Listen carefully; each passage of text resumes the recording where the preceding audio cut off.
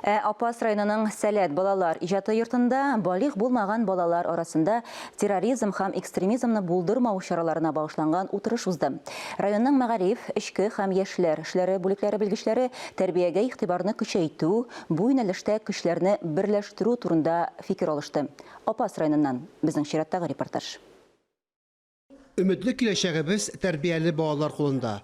Утырыш балик булмаган балаларны терроризм һәм экстремизмнан саклау, тиешле профилактик чаралар уздыру максатыннан оештырылды. Мәгариф, эчке һәм яшьләр эшләре бүлекләре җитәкче белгечләре, балалар иминлеге өчен җаваплы вәкилләр фикерләрен җиткерделәр.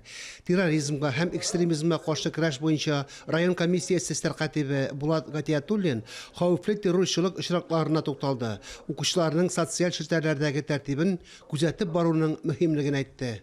Балага дөрес тәрбия бирү, аларның мавыгуларын белеп тору, әхлаклы җәмгыять төзүнең нигезе икәнлеген искәрттеләр. Тәрбия заучы иң мөһим кеше мәктәптә. Менә мәктәпнең рейтинг шундай югары була, әгәр тәрбия заучы яхшы эшләсә. Дин әһелләре дә тәрбиянең үзәгендә торырга тиеш. Мәктәп, гаилә, җәмәгать оешмалары, ата-аналар белән бергәләп эшләү, берәрнең дә битараф булмавы зарур.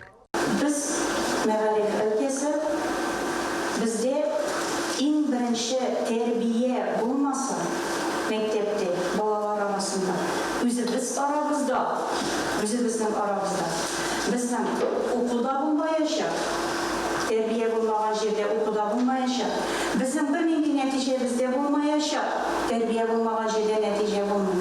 Утырышта киләчәккә бердәм эш планы кабул ителде. Фарис Мөхәммәтов, Гөлназ Вәлиева, Раил Галәев, Татарстан яңалыклары, Апас районы.